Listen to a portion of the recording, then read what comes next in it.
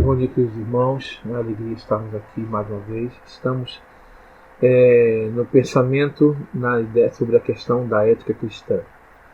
E dentro desse contexto de ética cristã, nós vamos estudar na lição de hoje, sujamente sobre a ética do comportamento cristão.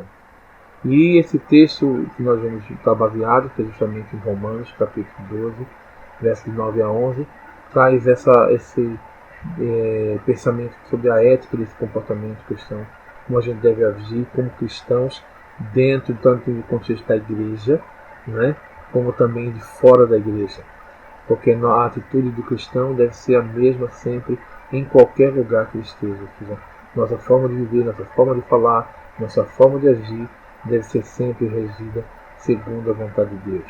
Nós devemos ser verdadeiros, né? E assim inicia o texto. É claro que o apóstolo Paulo vai falar algo bem interessante sobre isso, e ele vai trazer logo inicialmente, antes de a gente iniciar no versículo 9, nós vamos iniciar justamente nesse pensamento de Paulo, iniciando a ideia, para que a gente compreenda bem. E ele fala isso nos versos 1 e 2 do capítulo 12 de Romanos, porque ele coloca a excelência do culto racional nessa diversidade dos dons espirituais dados a serviço da igreja. Dons estes que não são dons inatos, que nós nascemos com eles, mas são dons espirituais, dons dados pelo Espírito Santo. No momento que nós cremos em Jesus Cristo, o Espírito Santo dá a cada um de nós um dom especial. Mas esse dom é para quê? Não é para nossa satisfação pessoal, nosso enriquecimento pessoal. É um dom dado para a edificação da igreja, para a glorificação do nome do Senhor Jesus na igreja. E esse dom. Então, ele começa dizendo aqui: rogo-vos, pois, irmãos, pela compaixão de Deus, que apresenteis vossos corpos em sacrifício vivo, santo e agradável a Deus, que é o vosso culto racional. E ele diz: e não vos conformeis com este mundo, né? E não vos conformeis com este mundo, mas transformai-vos pela renovação do vosso entendimento, para que experimenteis qual seja a boa, agradável e perfeita vontade de Deus. Então, ele inicia no capítulo 12, justamente trazendo essa ideia da questão desse pensamento do nosso culto racional. E para que a gente entenda que o pensamento ético da vida cristã, esse pensamento ético da vida cristã está relacionado à experimentação dessa boa, agradável e perfeita vontade de Deus. Então, para que a gente compreenda bem, por isso, inicia-se bem nesse texto, para que a gente possa agora iniciar nesse ponto a partir do versículo 9 do capítulo 12, quando ele vai começando a falar sobre a exaltação do maior dom de todos, que é o amor. E ele vai dizer, né, o amor seja não fingido, ou seja, o amor com fingimento, ou seja, o fingimento não combina com a ação do amor. O fingimento não é uma mentira. E lembrando que quem mente é filho do diabo, não é filho de Deus. Então, se nós somos considerados filhos de Deus, né, a partir do momento que nós cremos em Cristo, nós nos tornamos filhos de Deus, como diz no capítulo do Evangelho de João, né, a todos quantos receberam, Deus deu o direito, o poder de serem feitos filhos de Deus, a saber os que creem no seu nome. Então, se somos filhos de Deus, a mentira não pode fazer parte da nossa vida. Não combina conosco. Então, o amor fingido é um amor de mentira, um amor que é falso, um amor que não é real, não é verdadeiro. E lembrando que Deus é amor. Se Deus é amor, o amor deve ser real, deve ser verdadeiro, para que a gente possa viver vivenciar essa ética cristã em nossas vidas. 1 João 4, 7 e 8 diz o seguinte: amados, amemos uns aos outros, porque o amor é de Deus, e qualquer que ama é nascido de Deus e conhece a Deus. Aquele que não ama não conhece a Deus, porque Deus é amor. Então a gente já compreende isso. Então Deus é amor. E se Deus é amor, Deus é verdade, então não pode haver fingimento nesse sentimento. Então outro texto subsequente de João, que também é muito impactante, porque nós não podemos dizer que amamos a Deus sem amar o outro. E isso é um mandamento. Jesus, quando foi inquirido em relação quando aquele doutor da lei chegou diante de Jesus e perguntou qual era o principal dos mandamentos, Jesus vai dizer para ele: ora, amar a Deus sobre todas as coisas e ao próximo como a ti mesmo. Ou seja, os 2 mandamentos que são baseados no amor. Amar a Deus. Se você ama a Deus, você cumpre todo aquele primeiro início do mandamento. Você não tem outro Deus além dele. Você não faz imagens contra ele, não toma o nome dele em vão. Separa um dia para glorificar e adorar. Você honra esse Deus, honra o seu nome. Então, se você ama o seu próximo a si mesmo, você honra seu pai e sua mãe, que são próximos, mais próximos de Deus. Você honra o seu próximo ao ponto de você não mentir, não roubar, não cobiçar, não trair, não dizer falso testemunho. Então você, como ele diz, cumpriu toda a lei e os profetas. Então essa ideia que ele coloca, então, para que a gente compreenda bem sobre isso. Então ele diz: se alguém diz amo a Deus e odeia seu irmão, é mentiroso, pois quem não ama seu irmão a qual viu, como pode amar a Deus a quem não viu? E dele temos este mandamento, que quem ama a Deus, ame também o seu irmão. Ora, nós somos criados à imagem e semelhança de Deus. Então ele coloca nisso: como é que você vai dizer que não odeia seu irmão, ou ama a Deus e odeia seu irmão? Você não pode, é um contrassenso. Não tem como fazer isso. Ou seja, o amor tem que ser não fingido, não pode haver essa fé. E se o amor não fingido, você tem que fazer o quê? Tem que aborrecer o mal. Aborrecer de tal forma que você sentir asco, sentir assim nojo do mal, querer se afastar dele. Então o mal, o pecado, deve ser algo que, primeiro, deveria ser algo que não fizesse mais parte de nossas vidas a partir do momento que a gente se entrega para Jesus. Mas não é bem assim. O apóstolo Paulo vai dizer que a carne milita contra o espírito, ou seja, a nossa carne está brigando, lutando. O velho homem está lutando contra o novo homem. É uma luta constante, o velho contra o novo o tempo todo, para que a gente não faça aquilo que quer, que a gente deseja fazer, mas faça o que o outro deseja. Então é uma luta constante. O apóstolo Paulo vai trazer essa ideia muito bem no capítulo 7 de Romanos 18, verso 18 a 20, quando diz: porque eu sei que em mim, isto é, na minha carne, não habita bem algum. Ou seja, na carne cheia de pecado, cheia de mal, envolvida com esse pecado, com o mal, não habita bem algum. Mas, com efeito, o querer está em mim. Ou seja, o querer fazer o bem está em mim, nessa carne ligada. Mas não consigo realizar o bem, porque não faço o bem que quero, mas o mal que não quero se faço. Ora, se faço o que não quero, já não faço eu, mas o pecado que habita em mim. E justamente essa dualidade que ele coloca, essa luta constante entre o ser novo em Cristo e o seu velho homem que está lá lutando todos os dias. E ele aconselha seu filho Timóteo em relação a isso, para que lute, para que resista a essas coisas. Ele diz: mas tu, homem de Deus, foge dessas coisas. Segue a justiça, a piedade, a fé, o amor, a paciência, a mansidão. Ou seja, busque outras coisas que sejam boas. Livre-se dessas coisas ruins. Busque as coisas que são de cima.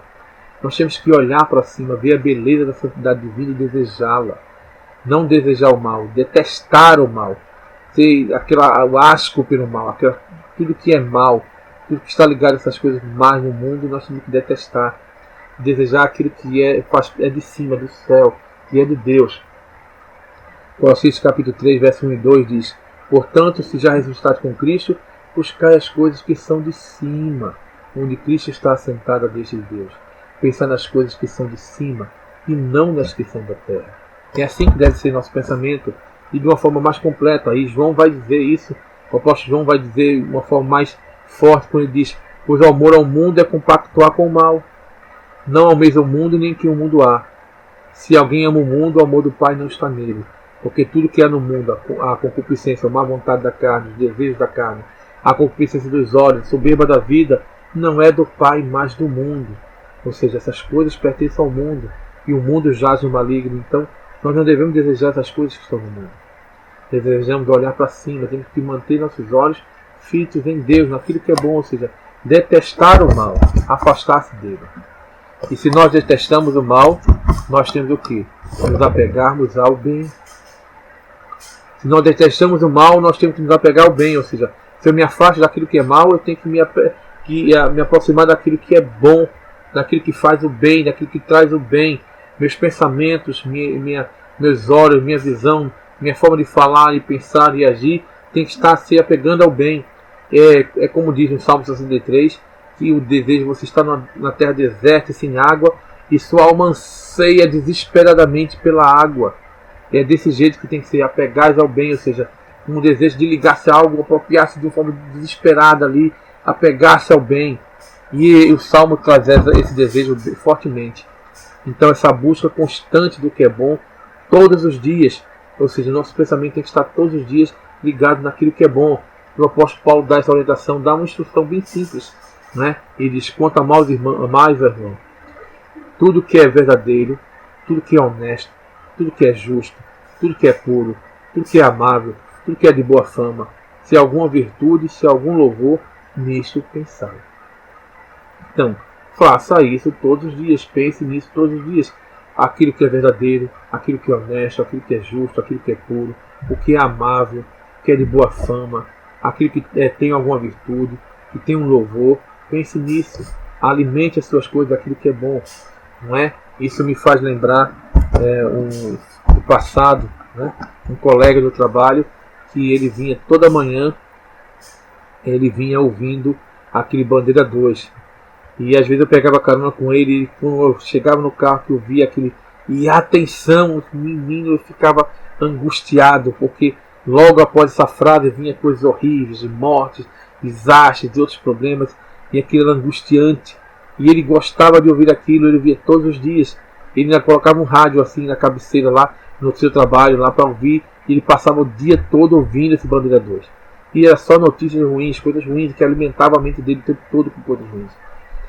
Tanto que ele andava assustado, andava medroso, ele tinha medo de tudo, assustado com tudo, com qualquer pessoa que passasse próximo. Uma certa vez a gente ia almoçando e ele estava lá, uma criança se aproximou dele e deu um pulo da cadeira assustado. Porque ele vivia só pensando em coisas ruins, só coisas más, estavam alimentando a mente dele o tempo todo. E o apóstolo Paulo manda a gente pensar no que é puro, que é bom, agradável, justo, de boa fama. E ele pensava só nessas coisas ruins, e isso estava cauterizando a mente dele. Então ele não conseguia apegar-se ao bem, porque ele estava se apegando ao mal o tempo todo. E essa ideia é dada por Paulo na carta aos Colossenses, quando diz: agora despojai-vos também de tudo, da ira, ou seja, da condição de ira, da sua raiva, da cólera, dessa raiva desmedida, sem controle, da malícia, ou seja, a malícia aquelas ideias maliciosas, ou seja, assim, você vê enxergar a malícia em tudo, da maledicência, ou seja, você falar e levar outras pessoas ao pensamento maledicente, das palavras torpes na boca, diz: não mintais uns aos outros, porque já vos despistes do velho homem com seus efeitos. Ou seja, se alguém está em Cristo, nova criatura é, as coisas velhas já passaram, eis que tudo se fez novo. Revesti-vos, pois, como eleitos de Deus, santos e amados, de entranhas de misericórdia, de benignidade do que é bom, de humildade, de mansidão, de longanimidade e paciência. Então revestiste essas coisas boas. É isso que o apóstolo Paulo vai e traz a conselho. E ele diz mais, né, para que a gente não deixe de fazer o bem aqui, merece, estando nas mãos da capacidade para fazê-lo, fazer aquilo que é correto. E se você detesta o mal, se apega ao bem, você tem que fazer o quê? Buscar amar cordialmente uns aos outros. O que é amar cordialmente uns aos outros? Qual o significado de cordial? Né? Amar de forma cordial é amar com respeito, de forma agradável, educada, verdadeira, franca, honesta, forma sincera, amigável, tenra. Ou seja, a gente poderia usar esse texto dessa forma: amai-vos respeitosamente uns aos outros, amai-vos agradavelmente, educadamente, verdadeiramente, francamente, honestamente, sinceramente, amigavelmente, tenramente uns aos outros. A gente poderia sim explicitar esse texto dessa forma, colocar isso, ou seja, essas qualidades, tudo daquilo que é cordial. Amai-vos desta forma uns aos outros. Esta é a parte do comportamento ético, tem a ver com o cuidado recíproco que é dado, devolvido e dividido uns com os outros. É a mutualidade. Por que eu digo devolvido? Porque aquele outro irmão está fazendo a mesma coisa com você, está dando para você esse amor cordial. E você também devolve o amor cordial a ele. É dividido a cordialidade entre um e o outro. Ou seja, isso é recíproco, porque somos parte um do outro. Lembrando disso, dentro da igreja nós não somos desconhecidos. Nós somos irmãos, somos corpo, parte do corpo de Cristo. Quer dizer que nós somos a igreja. Somos parte uns dos outros. E desta maneira não cabe lugar para um tratamento diverso ou contrário. Não estamos isolados, porque nós temos o mesmo Pai. Temos que compreender que se somos parte uns dos outros, ou seja, este corpo todo, para que funcione, todas as partes deles têm que estar unidas e funcionando bem, saudavelmente. Então, temos que pensar o seguinte: somos partes de um só, de um só. E o Efésios capítulo 4, verso 4 a 6 traz essa ideia. Há um só corpo, há um só Espírito, como também foi chamados a uma só esperança na vossa vocação. Um só Senhor, uma só fé, um só batismo, um só Deus e Pai de todos, o qual é sobre todos e por todos e em todos. Essa é a ideia. Então é uma unidade, a igreja tem que ser uma unidade, essa cordialidade, se amar cordialmente, ou seja, nós temos que ter essa mutualidade, essa cordialidade uns com os outros, porque nós somos parte uns dos outros. É uma reciprocidade no amor, que é a marca mais visível do corpo de Cristo. Essa reciprocidade. E às vezes a gente vê irmãos ali não se dando um com o outro, e até vizinhos ali brigando, e os outros vizinhos ficam olhando, olha aí, ó. Os dois são da mesma igreja, estão brigando um com o outro, estão de mal um com o outro. Quer dizer, ou seja, que mau exemplo, que má situação, ou seja, que falta de cordialidade, que falta de amor um com o outro. Então falta-se reciprocidade. E como é que a gente agora vai falar do Evangelho a essas pessoas que estão em volta de nós? Eles vão acreditar que esse Evangelho é bom, a boa nova é boa, tão boa que restaurou nossas vidas? Eles não vão acreditar, porque restaurou o quê? Que restauração foi essa que continua a mesma coisa? O apóstolo Paulo vai dizer: porque assim como em um corpo temos muitos membros, e nem todos os membros têm a mesma operação, ou seja, nenhum funciona do mesmo jeito, nenhum faz a mesma coisa, fazem coisas diferentes. Assim nós que somos muitos, somos um só corpo em Cristo, mas individualmente somos membros uns dos outros. Nós somos partes uns dos outros. Então, se somos partes dos outros, temos que ter cuidado. Nós temos que agir não de forma vagarosa, mas de forma firme, zelosa, no cuidado, nesse zelo, nesse cuidado. Ou seja, devemos agir desta forma, sem vagarosidade, mas com todo o cuidado uns com os outros. Lembrando que esse cuidado é com os de dentro da nossa casa, da nossa família, com os de dentro da casa de Deus, os domésticos da fé, com os de fora da casa de Deus também. Esse cuidado tem que ser uns com os outros. Essas tradições são diferentes, mas elas trazem essa mesma ideia. E a gente tinha vários textos, mas a gente vai se ater só a alguns deles sobre isso. E ele vai trazer o seguinte: Eclesiastes é um dos mais duros, que diz: tudo quanto tiver a mão para fazer, faze conforme as tuas forças. E ele lembra ainda, após dizer isso, que nosso tempo é curto aqui na Terra. A curta vida que você tem, que você não sabe quanto é, não sabe quanto tempo você tem, mas você tem que fazer conforme tudo quanto tiver as mãos, fazer conforme as suas forças. Se esforçar para isso, para fazer de forma zelosa, com cuidado, não ser remisso, não ser vagaroso, porque olha, você não tem todo esse tempo, não. Nós não temos todo esse tempo. E é isso que ele fala, porque ele diz: na sepultura para onde tu vais, não há obra, nem projeto, nem conhecimento, nem sabedoria alguma. E ele vai dizer: nosso tempo é curto. Embora a gente sinta, a gente ache até que vai viver uma eternidade aqui na Terra, mas a gente não vai. O nosso tempo terreno é apenas uma preparação para a eternidade. Lembre-se que ele vai dizer, que o apóstolo Paulo vai lembrar, que nós somos forasteiros em terra extrema. Nossa esperança está além daqui da Terra. Nossa esperança está longe daqui. Está justamente em Deus, em Pai. Lembre que Jesus vai dizer que vou preparar o lugar. Né? Na casa do meu Pai há muitas moradas. Ou seja, para que onde Ele estiver, nós estejamos também. Então nós vamos para lá, estar com Ele. Assim.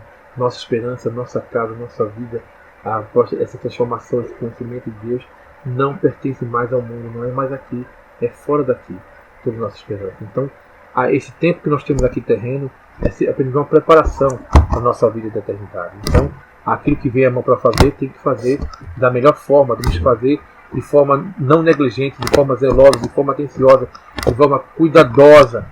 Então, é o que diz em Jeremias: maldito que faz com negligência o trabalho do Senhor. Nós não podemos agir de forma negligente, nós temos que agir de forma zelosa, cuidadosa, com todo cuidado, de forma firme, para que todos sejam atingidos por esse aspecto, por essa oportunidade, por aquilo que nós estamos fazendo. E Deus ainda chama a atenção em Apocalipse no final. Repreende e disciplina aqueles que amam. Portanto, ele chama novamente: seja zeloso, seja cuidadoso, arrependa-se, porque se você conseguir fazer isso, você vai poder também pensar no outro lado. Você vai ser fervoroso de espírito. É isso que Paulo diz agora. Sejam fervorosos de espírito. O que é ser fervoroso de espírito?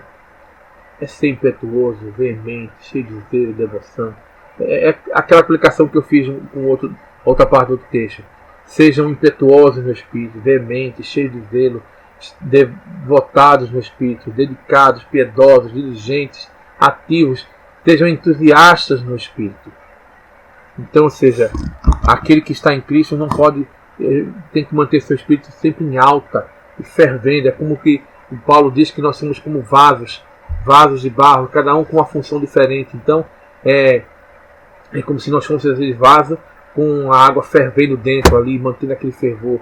Para quê? Para que aqueles que estão mais frios se acheguem a nós e se esquentem, se aqueçam também, e que a gente possa, onde a gente for colocado, aquecer outros também, para que esse fervor, esse entusiasmo seja contagiante. Então a gente tem que pensar nisso. É uma observação que ele faz à igreja de Laodiceia. E quando Deus está falando naquela carta aberta à igreja de Laodiceia, chama a atenção e diz: olha, eu conheço as obras que você realiza, que você não é nem frio nem quente. Quem dera fosse frio, totalmente distante, ou fosse quente, totalmente fervoroso aqui. Porque como você é morno, nem é quente nem frio, estou a ponto de vomitá-lo da minha boca. Ou seja, você não tem serventia para ficar comigo. Você não serve, você é morno, ou seja, você nem é frio nem é quente. Para que você serve? Então, não podemos ser assim. Temos que ser cheios de espírito. Temos que lembrar de um detalhe muito importante em nossas vidas. Muito importante mesmo. Se Cristo é algo importante em nossas vidas, pense nisso. Se Cristo é algo importante na sua vida, se a salvação nele é algo maravilhoso para você, se saber que você foi escolhido, resgatado pelo Senhor Deus em Cristo Jesus por sua graça, se isso é algo maravilhoso para você e para nós, então o fervor tem que ser parte integrante na nossa vida e ética cristã. Então esse fervor, esse entusiasmo, essa diligência, essa altivez, essa dedicação, essa devoção, essa impetuosidade tem que ser algo integrante, parte integrante da nossa vida, para que a gente assim possa servir ao Senhor. Servir com alegria, como diz o Salmo. Servir ao Senhor com alegria e apresentar a Ele com canto. Para que a gente possa fazer isso, lembrando outro detalhe. Jesus é o nosso maior exemplo para servir. Ele mesmo vai dizer que pois o próprio Filho do Homem não veio para ser servido, mas para servir e dar a sua vida em resgate do mundo. E assim ele fez. Servir não só os da nossa casa, onde nós moramos, mas os domésticos da fé, aqueles que fazem parte da nossa comunidade cultica também, ele vai dizer: então os justos perguntarão: quando foi que vimos o Senhor com fome e lhe demos de comer, ou com sede e lhe demos de beber? E quando foi que vimos o Senhor como forasteiro e hospedamos, ou nu e o vestimos? E quando foi que vimos o Senhor enfermo ou preso e fomos visitá-lo? E o rei respondendo lhe dirá: em verdade lhe digo que sempre que fizeram desses meus pequeninos irmãos, foi a mim que o fizeram. Ou seja, o servir a Deus, se servir é servir com alegria e servir a todos, independentemente de onde estejamos, da nossa casa, aos domésticos da fé, aqueles que estão entre nós, aos que estão de fora também. Seguir o exemplo de Cristo também. Nós devemos ter prazer no que fazemos. Prazer em servir ao Senhor onde quer que a gente esteja, onde quer que a gente seja colocado. Porque o apóstolo Paulo dá esse conselho: sejam sábios no modo de agir, com os que são de fora também. E aproveitem bem o tempo. Que a palavra dita por vocês seja sempre agradável, temperada com sal, para que saibam como devem responder a cada um. Lembrando que essa forma de agir e pensar e falar deve ser da mesma forma com os de casa, com os domésticos da fé na igreja, e com os de fora também deve ser do mesmo jeito. Uma palavra temperada com sal, dita a seu tempo na medida certa, temperada ali. Não cheio de arrogância, cheio de ira, cheio de cólera. Não. mas com controle, com mansidão, com humildade. Assim deve ser nossa vida. Aí a gente vai conseguir servir o Senhor de forma agradável e verdadeira. E a gente vai poder meditar e refletir nessa frase que diz: quem não vive para servir, não serve para viver. E Jesus viveu para servir. Tanto viveu para servir, e ele serviu enquanto viveu, e ele deu a sua vida em resgate de cada um de nós. E os seus servos que estavam lá, seguindo o seu exemplo também, dando sua vida por ele. Deus espera de nós uma vida de ética, de verdade, como verdadeiros adoradores no Espírito. Lembre-se que ele diz que o Pai procura verdadeiros adoradores que o adorem no Espírito e em verdade. Então a gente tem que pensar nisso, repetindo o que Paulo diz. Sejamos sábios no nosso modo de agir. Temos que agir com sabedoria, para que a gente possa assim ter uma atitude, um comportamento de ética diante de Deus, diante da igreja, diante dos homens, diante de todos. Porque nós somos filhos de Deus. Somos criaturas novas, transformadas em Cristo Jesus. E que o Senhor nos abençoe. Que possamos pensar nessas coisas, pensar naquilo que importa, naquilo que é da vontade de Deus, para que nosso comportamento seja sempre ligado pela ética cristã, daquilo que é instruído pela palavra de Deus. E que Ele nos abençoe. Vamos orar? Obrigado pela Tua palavra, Senhor, pela compreensão dela. E obrigado pela oportunidade, em nome de Jesus. Amém. Deus abençoe.